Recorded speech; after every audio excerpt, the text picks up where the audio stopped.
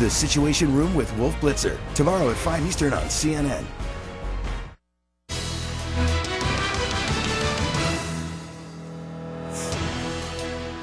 Welcome back in the Crossfire tonight, Maria Cardona and Ralph Reed. Today, President Obama huddled behind closed doors to plot strategy for 2014. Immigration reform is sure to figure into that, even though Paul Ryan now is clearly expressing some doubts. Bottom line, can you put something on the president's desk this year that he can sign? I really don't know the answer to that question. That is clearly in doubt. Okay, well, here's my question. Are we having the wrong debate?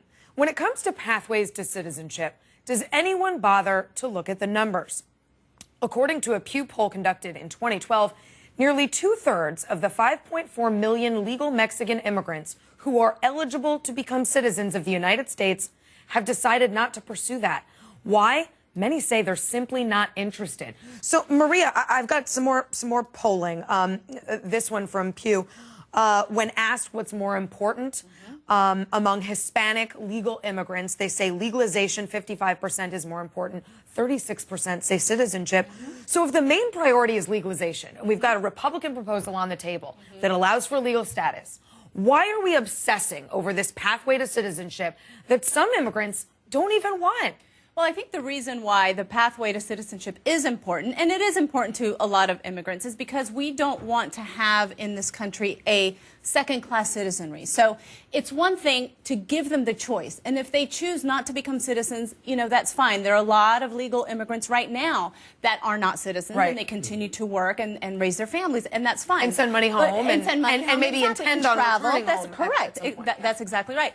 But if they want to, they've been here long enough, they can start the process and they can become citizens. And I understand, but isn't that a political roadblock that is unnecessary? Well, I don't think so. I think it's we all want immigration reform. I think it's more of a roadblock for Republicans, frankly, because I would tell you today, yes, if the pathway to legalization is something that is real and that is on the table for Republicans, Democrats would have to really think long and hard about accepting that, because if you put that choice in front of an immigrant between a pathway to legalization and nothing, of course they're going to choose a pathway to legalization. Well, many of them prioritize that. Well, but guess what, Essie?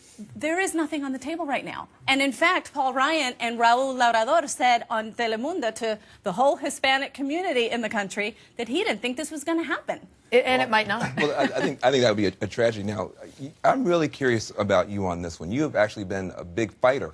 From my point of view, the good side of the immigration reform, trying to get families unified, all that kind of stuff.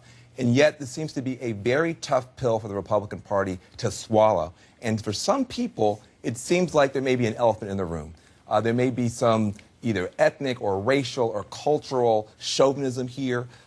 You got people saying stuff like this.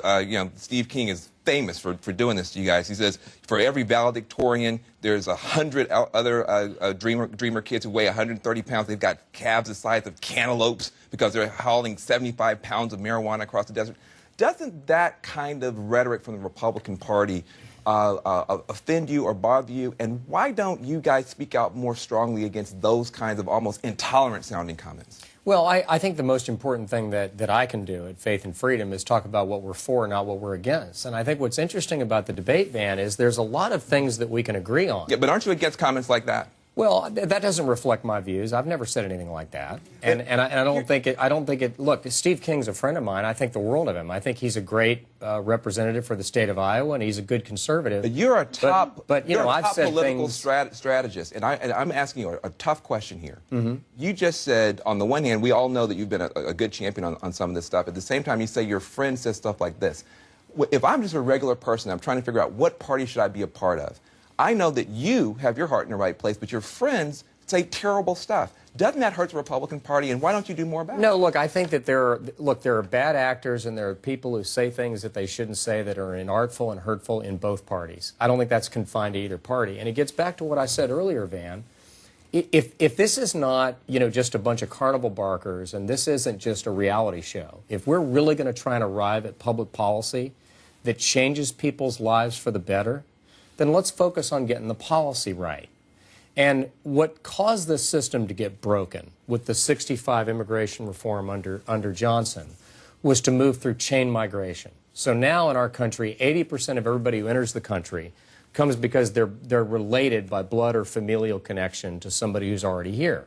So we can't get people based on our economic needs or anything like that, and spouses and children have no priority. So what I've said is I'm against amnesty, but I'm for fixing what's broken. No one's for amnesty. But am I wrong? That's not true. That's not true at all. There are plenty of people who are for that are amnesty. serious about this position. Oh, well, that's a different are for thing. amnesty. Look, Republicans love to say that we're for amnesty, No, but that's we did not amnesty the in case. '86. It was a bipartisan process. There are plenty of people. But that's not what this is. You are also a top strategist. Doesn't this perception problem for Republicans?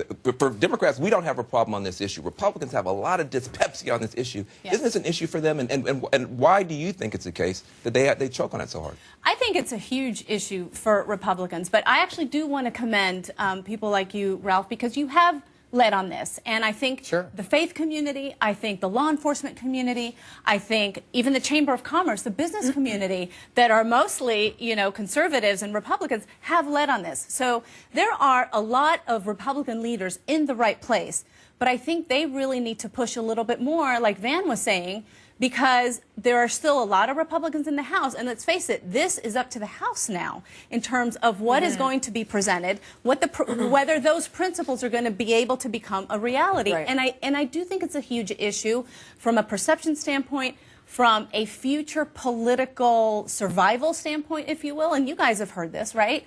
Latinos are going to be one of three in terms of descent in 2050. I get back to what I said. You're saying it's a problem for us, but the reality is Barack Obama ran for president in 2008 and promised in his first term he would get this done. He controlled both chambers of Congress, one of them by a margin large enough to pass a constitutional amendment. He did nothing. He didn't get it done.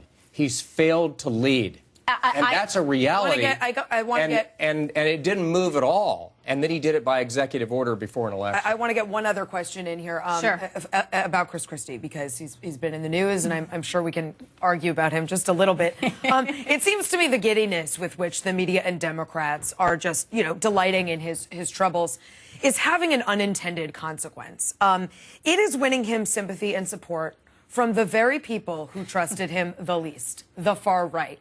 And proof, the latest proof, is that CPAC, which snubbed him last year for being too liberal on certain issues, has suddenly decided he's perfectly conservative enough, even though his opinions have not changed on those issues. Aren't Democrats and the media risking shoring up his support over the next year by overreaching on some of these stories and not just letting this investigation play out? I don't think so, and here's why. I actually have a different theory, or an alternate theory, as to why CPAC invited him. It wasn't because they're suddenly so in love with him. I think it's because they do see that he, even with Bridgegate and everything, that he does have a potential path to become a big leader in the Republican Party, and they don't want to be left out of it. Well, I think they want to have a say in that. They also really want to have a say in that. Their enemies. Stay here. We're gonna come back. Now, listen. Before we go, I want we're gonna come back. We're gonna talk about our biggest outrages of the day. We've got a few. Mine has to do with people who were offended by Coke's Super Bowl commercial. Now, what is wrong with singing America the Beautiful in different languages? Nothing. I have no idea, but you may have an opinion. If you do, here's today's fireback question. Do you find Coca-Cola's Super Bowl ad offensive? If you do, tweet yes. If you don't, tweet no, using hashtag Crossfire. Give you the results when we get back.